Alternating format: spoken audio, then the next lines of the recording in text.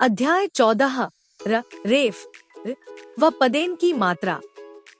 रेफ की मात्रा सर, बर्फ, गर्दन, पर्वत। शब्दों का उच्चारण कीजिए। कर्म, धर्म, शर्म, नर्म। सूर्य, मूर्ति, पार्क, शार्क। दर्शक, व्यर्थ, मूर्ख, धूर्त।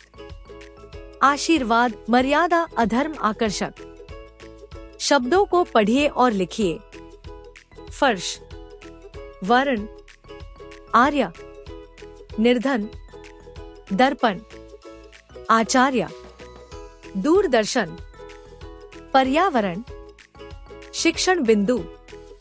बच्चों को बताएं कि रेफ की मात्रा र में से निकालने के बाद बनती है, अर्थात यह स्वर रहित होती है।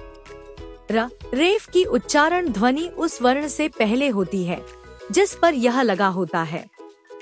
पदेन की मात्रा चंद्रमा, चक्र, ट्रैक्टर, ड्रम। शब्दों का उच्चारण कीजिए। क्रम, ग्रह, प्राण, मुद्रा। प्रभाव, प्रकट, प्रतिज्ञा, प्रेम। राष्ट्र, फैक्ट्री, ट्रेन, मेट्रो। शब्दों को पढ़िए और लिखिए। प्रण, उम्र, ड्रेस, ड्रम, राष्ट्रीय, भ्रमण, प्रदूषण, ड्राइवर, शिक्षण बिंदु। पदेन की मात्रा सहित होती है, अर्थात यह स्वर सहित होती है। पदेन की मात्रा के दो रूप होते हैं, र तथा र, जैसे ट्रमे। पदेन की उच्चारण ध्वनि उस वर्ण के बाद होती है जिस पर यह लगा होता है। अब पढ़िए। कर्मठ अर्कराज।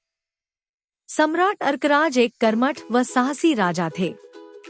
एक बार पड़ोस के राजा चक्रसेन ने अर्कराज के राज्य पर आक्रमण कर दिया।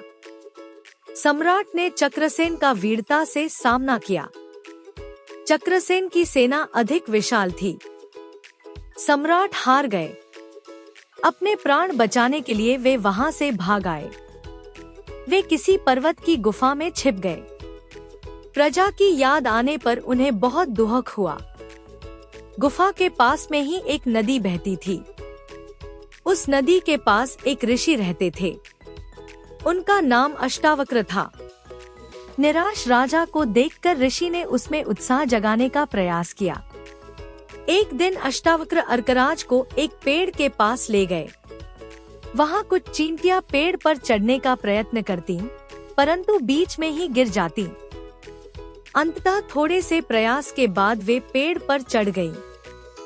अष्टावक्र ने अर्कराज को समझाया, सम्राट, जब ये छोटी सी चींटियां सफल होने के लिए बार बार संघर्ष करती रहीं और अंततः सफल हो गईं, तो तुम मनुष्य होकर भी एक बार असफल होने पर ही हार क्यों मान गए?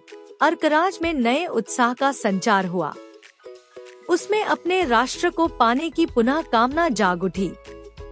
ऋषि के आशीर्वाद से सम्राट अर्कराज बार बार चक्रसेन से लड़ते रहे। अंत में उन्हें